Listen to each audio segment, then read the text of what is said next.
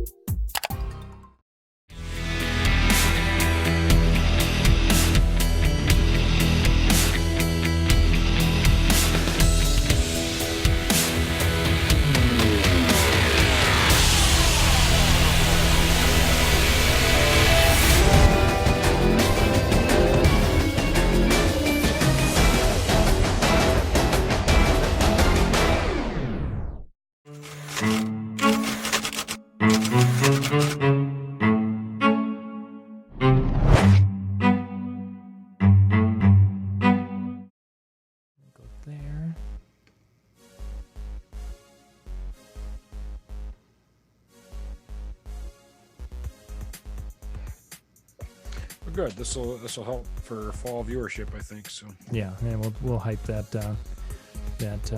We'll be back on our regular schedule after fall, and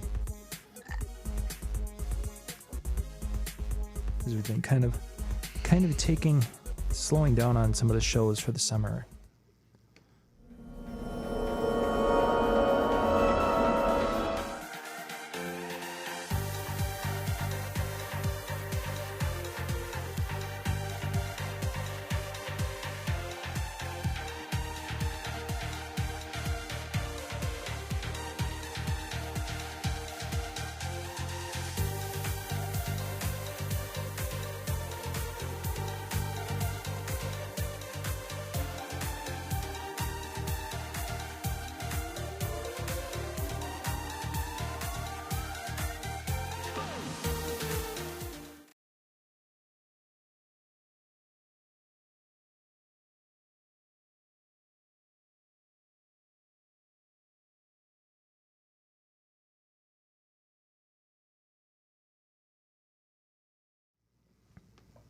We have audio.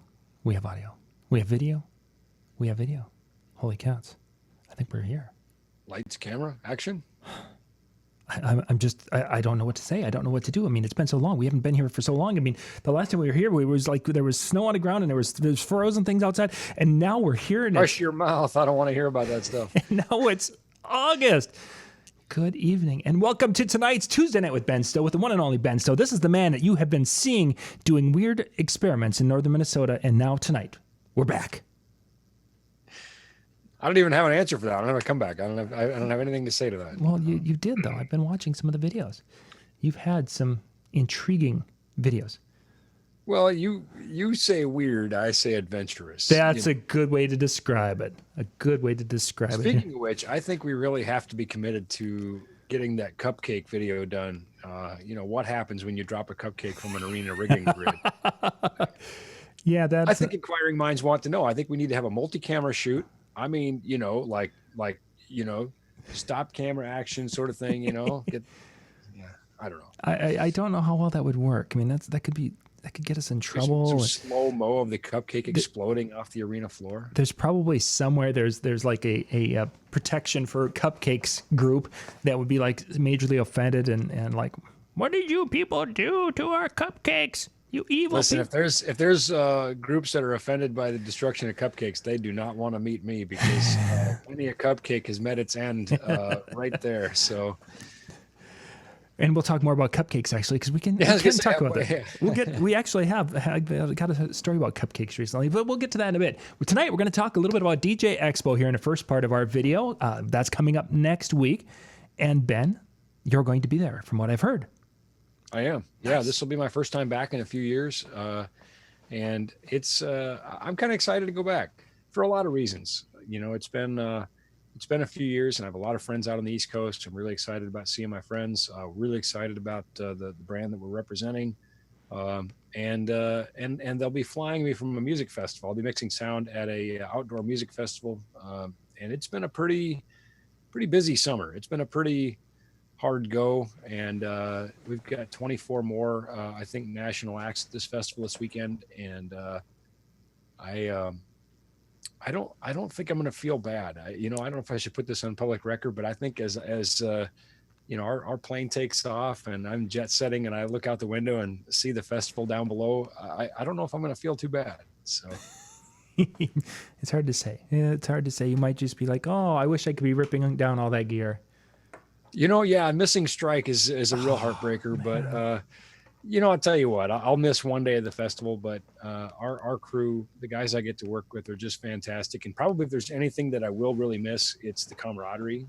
Hanging out with our guys, just they're a ton of fun. It makes the work go so much easier. Of course, I have friends on some of the tours, and I'll miss seeing them. But you know what? I'm going to see so many other great friends in New Jersey. I'm really excited about that. I'm looking forward to, it sort of feels like a family reunion with all the messages and things I'm getting.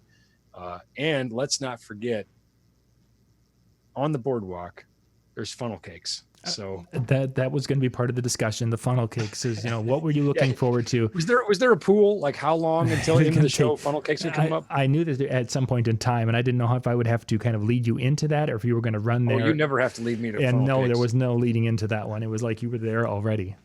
For me, the challenge on the boardwalk is getting one funnel cake finished by the time you get to the next funnel cake shop. Oh, funnel cake. Don't roll with Ben Stowe at Atlantic City. I'll tell you what, you're going to have a sugar buzz for days. You'll consume your week of calories in one trip to the boardwalk.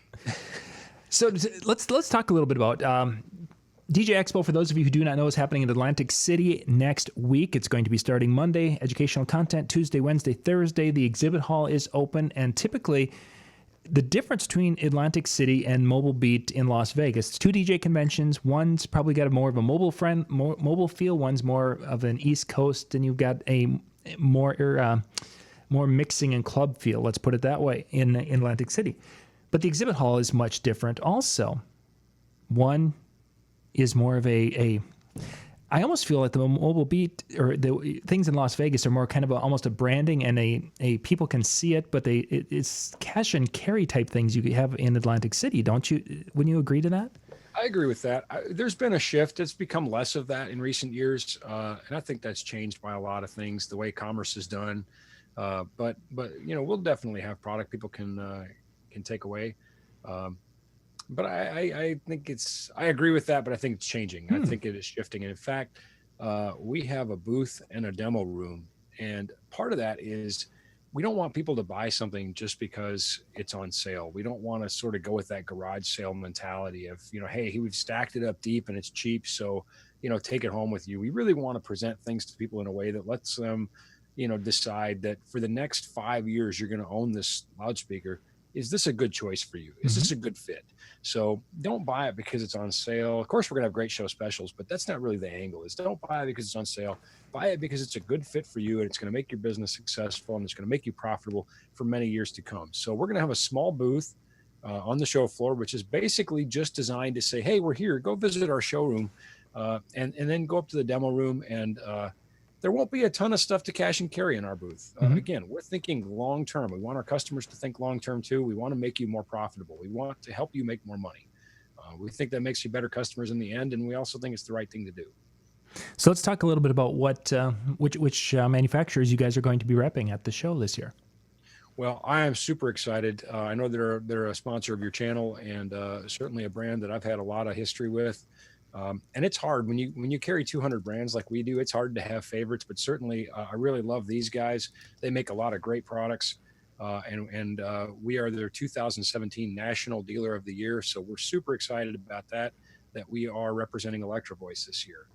And in fact, we've decided to make it our sole focus this year. We looked at what other lines we might represent at the show, and we felt that with what they're doing and the strength of their line, we're gonna make that our sole focus this year at the show. Mm-hmm. So they're good. I'm really excited. So you're gonna have the booth downstairs where you'll have a few of the speakers to kind of look at a little bit, but really the focus is going to be upstairs in that demo room where they'll be able to listen to the different families of speakers. Absolutely, and understand what's the difference between this speaker and this speaker. What's the right speaker for you? Really get into the nuts and bolts of it, and not just look at a giant pile of speakers and again, get swept away by sale prices. Don't worry, you'll get swept away by great sale prices. But again, we want you to think long-term and make a good decision for you that makes you more money in the end and helps you give better results to your clients. That's really, we've been committed to education and bettering our customers for so long. And in fact, just before the show, a guy messaged me and I thanked him for he just made a purchase. And he said, no, thank you. He said, I've improved my show, tenfold because of you and other people like you, people on the DJNTV channel and people on the forums. So I think that's what it's all about. It's just helping people raise their game and ultimately be more successful. Just checking. But there will be stuff to take home. There will be. So, actually, most of our demos, well, I shouldn't say most. Many of our demos are already sold. People are already inquiring about them. So there are some great deals for people who do want to take away. The show demos are brand new prior to the show. We're just going to open them up and use them to demo them. Full factory warranty. So if you're interested in those, be sure to reach out to us so you can get those reserved. Do not wait until the last day of the show. I know everybody thinks, well, if I wait, I'm going to get a great deal. No, you're not going to get anything. They're all going to be gone. Trust me, we've been working for 2 weeks to get those demos sold. So they'll be sold before the show even opens. So don't wait is all I'm saying. Which specific speakers are you going to have on display there? Obviously, the Evolve 50 is going to be there. Yeah, in black and white. We'll have the Evolve in black and white. We'll have the ELX 200 family. We'll have the EKX family. We'll have the ETX family, and we'll have the ZLX family. Of course, I did that kind of out of order. Out of order, but I think we're going to have everything. I think we're going to pretty much have every box in EV's powered portable line. Are you going to have it set up like you've had it in the past? Or I don't know how large your demo room is, but where you've had the wall of speakers and you could basically go A to B and you could listen left and right, first we're going to listen to the EKX this set, and now we're going to listen to the ETX in this set. I certainly hope so. I really don't know, to be honest with you. I've been so immersed in the things that I'm doing, and we have such a great team. We know that Ryan has been working hard on getting the speaker switching system programmed so that we have that flexibility. I want to hear this top. Now I want to hear this top with a sub. Now I want to hear this top with this other sub, to really give people a sense of what they're getting, a really accurate, chance to listen to different boxes against each other. And I don't have that information. Again, our marketing team they do such a great job. I really have no idea. I can tell you pretty much what I know is that at 6:30 in the morning, somebody's coming to the fairgrounds to pick me up at the festival. And which would be kind of an adventure. It's kind of a big place. It's got a speedway. It's got 2 racetracks in it. And I had to sort of give them directions to say, here's the gates you need to go through. Here's the security checkpoints. At 6:30 in the morning, I'm sure the security guards will be a little suspicious of anybody trying to drive in. So anyway, that's all I know is I need to be ready to go to the airport at 6:30 in the morning, Sunday morning. So. Blake is asking that console, specifically that switching device that we've seen in the past. What did you guys use for that in the past? When we use an N8000-1500, which is a programmable routable DSP, and we really only use it for routing purposes. We don't use it to do any EQ or DSP on the loudspeakers. We don't think that's fair. Again, I've said in the past, I think every room should be EQ'd. So we could argue in favor of EQing for the room. But again, we felt it was just best to play the loudspeakers flat and not do any room correction and say, well, this is it. Anybody, with good trained ears can recognize what's, properties of the room and can identify that this is still a really good sounding box and there's a lot you can do with it. So we're not using it as any kind of a DSP, just routing.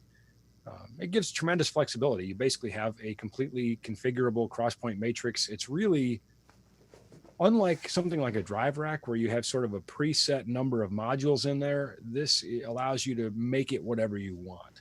So we can use it as a matrix, basically. So you mentioned speakers being EQ'd for the room. Now that brings me to the point. We were going to be sending basically the same signal, whether it's flat, curved, or whatever, but the same signal is going to go to each box. Yeah, it won't be basically the same signal. It'll be exactly the same signal. Exactly the same signal is going to each box. Which is very important. But would it be possible? So let's say that the room that we're in is that room. Would it be possible that with EQing that a person could make let's say the EKX speakers, if they would be EQ'd for this room, that they would sound maybe more favorable than, let's say, the ETX if they were contoured for the room? Or is it one of those situations that if you EQ'd each box to the room, you would still be able to see that there is a sound difference from line to line? Oh, clearly. Absolutely. And that's one of the reasons we don't do EQ in demos, I think, is because if you do, it should be for the room and there should be parity. But as an engineer, I don't want to have to work against the box. So the EQ should never be for the box. Could you EQ an EKX and make it sound as good as an ETX? I don't think so. Okay. I don't think you could but you could certainly close the gap. If we left an ETX flat and we EQ'd an EKX, we could certainly EKX is a great sounding box to begin with. For sure. Certainly make an even better sounding box. But there are so many other factors that make ETX what ETX is and make EKX what EKX is. So, no. And first of all, if you had the same person EQing them, they wouldn't EQ an EKX and so well, and then not EQ an ETX well. You would EQ both boxes well, and you'd still hear those differences. But again, EQ should be for the room, not for the box. So if we were to apply some kind of a room EQ, it would probably be somewhat universal. Noting, of course, that the response by box is going to be different. Some boxes are going to be, maybe a little more hot here or there. But I think the simple answer here is we're not going to EQ these boxes, period. We're going to let you hear the boxes for what they are. And if we wanted to pick an example that's even more, like, for example, ZLX, which is an incredible value. It's a low cost box, but it's an incredible value. I really am reluctant to call it an entry level box, because even though it's the entry to Evie's line, it's really at the middle of other people's lines. Some of the other lines out there might even be the top of some other lines. Yeah. I know. So I'm reluctant to call it an entry level box. It's just the entry to Evie's line, but I don't think there's much I could do with a good EQ, even like a linear phase EQ. I don't think there's much I could do with a ZLX to make it sound like an ETX. At the end of the day, there's just so many other differences. Just the way the box is designed, the quality of the components. So that's sort of a long rambling answer, but I don't know. I guess, let's put it a different way. Could a competitor EQ a box and make it sound really good? And then make you believe that you're getting something on par with something like the ETX? Yeah, I suppose they could. The challenge there, of course, is knowing if they did, because you have to, if that EQ was done to correct the box, you now have nothing left for the room. So that, again, the EQ shouldn't be for the box. It should be for the room. Yeah, that's good information for those who are wondering, because I know I've gone when I've been doing videos on speakers, and there have been times it's like going up there and it's like, okay, now we're going to do a little audio, and is the speaker set flat? And you guys would be surprised at how many times the speaker rep says, no, it's not. Okay. And I think that's twofold. One, I guess I'll say this: almost every factory does have EQ settings built in, but they're behind the scenes, and they're ones you don't change. Those are the box tunings. Yes. So I guess my answer is you already had your chance. When you shipped the box with a DSP in it, it should have been done. You shouldn't have to use the EQ to fix the box. The EQ that's available to you, the user, should be available for the room, period. You had your chance to fix the box. If you didn't do it, then you blew it. Too bad, so sad. And just to point out is that was not an Electro Voice. It wasn't RCF, and it wasn't some of the bigger companies that are creating boxes that we're talking about on a regular basis. It was other, and it's not, there's more than just one. It usually isn't. Yeah. And it's not like there's only one good brand. Like you said, there's a lot of good brands, and usually the bigger brands, they have good engineers and they get that. I think, it's funny. A friend of mine who used to work for a loudspeaker company said, if lying on loudspeaker specs was a crime, there'd be a lot of people in jail. And, yeah. And particularly when you get into some of the, I don't want to, I guess I'll just say it like it is. When you get into some of the lower end brands, as a consequence of the lower price, many times they're not designing their own speaker. They're just bringing it in from overseas, that sort of thing. Or if they are, they have very little resources and money. And that's part of the low price point. And so more often than not, if they do have specs, they might have just guessed. I don't know. I don't know how some of these companies come up with their specs. And obviously we're not going to name names, but I look at some of these specs for these, $99 15-inch 2-ways. And I'm like, there's no way you just totally, like, I don't know where you got that, but there's no possible way that's even true. And of course, if you test it, you find out, yeah, it's not at all true. It's completely fictitious. Reminds me of that scene from, I think it was Tommy Boy, where you can, crap in a box and stamp a guarantee on it, whatever, but it's still crap in a box. Anyway, I think one last thing I'll say is I don't think, and I want to take the other side of the coin, that when you do find people who have EQ'd loudspeakers, I don't think it's nefarious. I don't think that all those people are doing it because they're trying to mislead you. I think sometimes there's a temptation when you're somebody like myself and probably many of our viewers, where EQ is an essential tool, you want to use it. I sort of walk into every room and I hear the acoustics of every room and I hear every sound system. There's things I want to fix.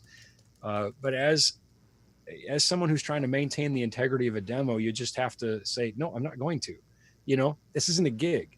This is a demo, and so I need to leave this alone and not make those room corrections and let the client hear the box, or make those room corrections with the client and help them understand what I did and why, Mm-hmm. And by client, I mean, of course, another sound professional who's buying a loudspeaker, Yeah. That I think is a totally different scenario. And I've had people ask me, well, when you did this shootout, why didn't you EQ these boxes? And again, you try to explain, because then the demo is no longer fair. It's very subjective at that point, and the EQ wasn't for that purpose. Both of these boxes are being used in the same room. So, we shouldn't be EQing them to try to make one sound like the other. We should let them be what they are. The manufacturers had their chance to put that EQ and those presets in there. That's the end of my little rant on that, I guess. We got a couple of questions that have popped up here, and I think we can maybe handle them. Yeah, one of them was like, when is he done? No. First one, question about the Evolve 50. They were wondering if 4 of the speaker systems would be effective for an outdoor bluegrass folk music event that's going to have about 300 people in attendance. It doesn't have to be loud, just has to have good coverage, and it has to be able to throw a distance. Well, there's a few questions in there. 4 might be overkill, honestly. I've seen some bluegrass things where I think they would feel it too as overkill. Now, of course, that's subjective. There's a lot of subjectivity here. One thing that's really important, though, when we talk about using 4, is it depends on where our 300 people are sitting. If they're sitting in a long throw environment versus a wide environment, we probably don't want more boxes. Each of these Evolves has a 120-degree pattern. So left to right, it's covering very, very wide. And we don't want to put 2 of those side by side and have those patterns overlap. Should make my fingers do this here, because then we have phasing. We have comb filtering issues that are going to occur all over the place. So we probably don't want to do that. Now, if we have an exceptionally wide arc of coverage, then we could splay 2 on each side and have 240 degrees of coverage, for example. But boy, a bluegrass festival, I wouldn't be stressed out about 2 Evolves covering that at all. I just was laughing and thinking about some of the times I've mixed bluegrass festivals, and I think, you just bringing in any speakers and they're like, oh, that's too much. Whoa. I'm obviously used to rolling things in a semi. You're a little bit bigger than that when you have the big flying. And that's not always. I just want to tack this on there. When I hang a lot of boxes in a line array, it's not necessarily because I need output. It's because I'm achieving coverage. People will say, "Wow, you hung 8 boxes for a 1,000-person casino room." Yes, because it's a short ceiling and it's a long, narrow room, and I want to make sure that the person in the back row hears what the person in the front row does.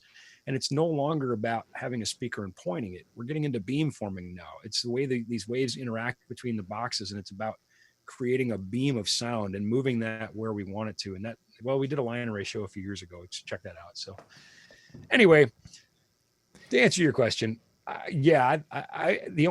think 2 would probably be enough, and I would just be cautionary about 4 unless you're going to splay them at 120 degrees apart.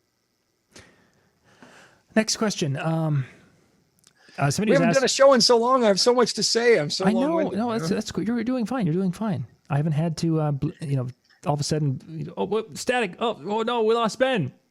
Well, then what's that guy doing over there at the shepherd hook for? Shh. They're not supposed to know about that. Making me nervous. Yeah, exactly. Actually, it's not the shepherd hook; it's the brass knuckles he's got in his pocket. Oh, that's just a guy looking for a deal at the DJ Expo. Exactly. You're gonna make it a little bit sweeter deal for me. That's how they roll. Somebody's asking about specifically Behringer, because that's obviously one of the companies that whenever we're doing speakers and such, they ask about an awful lot. And I haven't seen Behringer Turbo Sound or Midas at NAMM really for the last couple of years of any presence whatsoever. Where would my view of this is that Behringer is kind of more that entry level, inexpensive gear, and I think that their Turbo Sound was kind of their middle line, and I think their Midas was more on the top of the line. Am I following and tracking that correctly?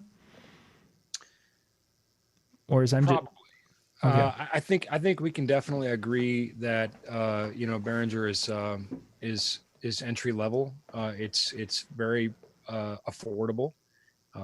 They obviously have solutions. They have $15 direct boxes, and they have 40 channel digital mixing boards under $2,000. I don't think Behringer would find it objectionable for us to say that they're an affordable line of gear. I don't think they're trying to fool anybody. And Midas clearly is a step up. Obviously, the Midas, the M32, is notably better sounding than its X32 cousin. You can't put the two desks side by side and listen to them and not hear a difference. It's very, very present. And of course, there's other differences too. And that's really the cheap Midas. From there, you get into the Pro Series and the Pro X. And, I remember a time I got to mix on an XL8, which we called the rocket ship, and that's certainly a touring class console. A lot of Pro Series consoles out on tour. Turbo Sound, I think they've got, I suppose, middle is probably an answer. They might want to define it differently, I guess. It's just one of those things that it gets into a topic where I've learned that even when you present scientifically backed information, you inflame people. Yeah. People get angry when you just tell the truth because they don't like the truth.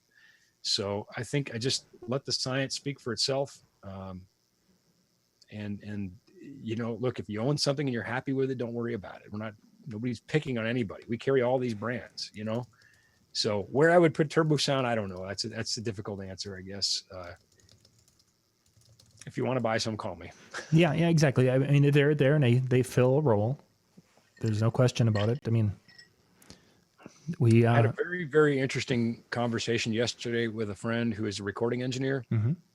And it was really cathartic for me to hear him say things that I know to be true and that I have long felt and not been able to say.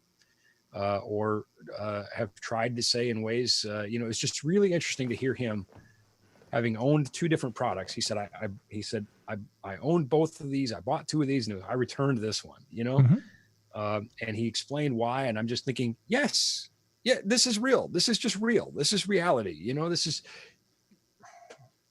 and some people don't really want to live in reality.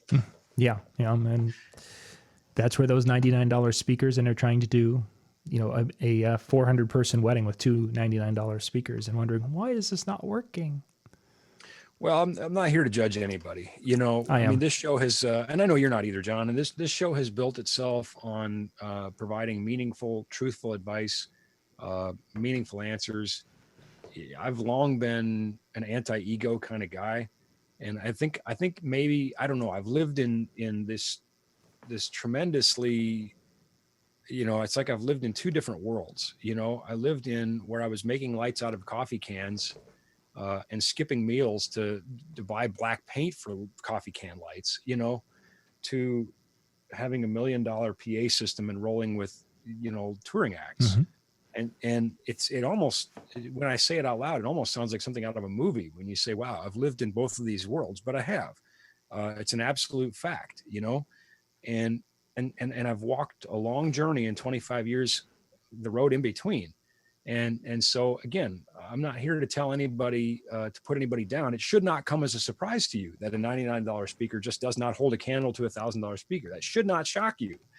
But we're not putting you down for using a $99 speaker. I think rather what we're trying to do is help you grow your business so you don't have to use a $99 speaker. Because I'll be honest, I don't miss the coffee cans. Well, maybe a little bit. I don't. No, they were dangerous. It served a purpose, and it got my career launched, and it got me through. And I have walked that road. I won't say it was a painful road; it was an enjoyable road. But believe me, yeah, it's way more fun to use better gear. Yeah. It's way more fun to have a PA that you don't have to work hard on. You don't have to. It's amazing when you have mixing boards that have a good AD conversion and good EQ. You find yourself making less changes. It is much easier for me to mix on a Digico console than it is an X32. Well, there's a pretty big difference in the consoles, and I'm not putting one down or the other. I'm just saying you have to do less than sound good on that better stuff. It's once you drive a Ferrari, it's really hard to go back to driving a Pinto. Yeah. But for most of us, we have to drive the Pinto for a while, and we can help you make your business more profitable and grow. And anyway, I don't know. I don't really know where that tangent was going, other than to say I'm not judging or hating on anybody who's using cheap gear, as long as they're not pretending it's something that's not. Let's just help you get into the good exactly. stuff. It's a stepping stone. What we're going to do, gang, is we're going to be wrapping up this part of it, and we're going to actually put an end point here, but we're still going to continue. There's going to be a rest of it, and then later tonight I'm going to be trimming the rest of it up. Not a sequel, but this is going to be the half hour. I wanted to have a half hour that we're going to be able to put up on YouTube. So don't go anywhere. We're going to run the ending, and then we'll be right back. Next week, Ben and I will be doing a live show from Tuesday night from DJ Expo. We'll find a spot, and we're going to try to do something to give you guys a little bit of an insight of what's going on there. Right next to the funnel cake shop. The funnel cake shop it is. We can do that. We'll be in that part of the town, so that'll be awesome. And then after Labor Day, we're going to be coming back with our regular Tuesday night shows once again. We've kind of taken the summer off here to spend a little time with the kids and do some things with that, and then we'll be back with the show. So Ben, we're going to take a 30-second. I guess it's only 15 seconds, but we're going to put our end here, and we'll be right back.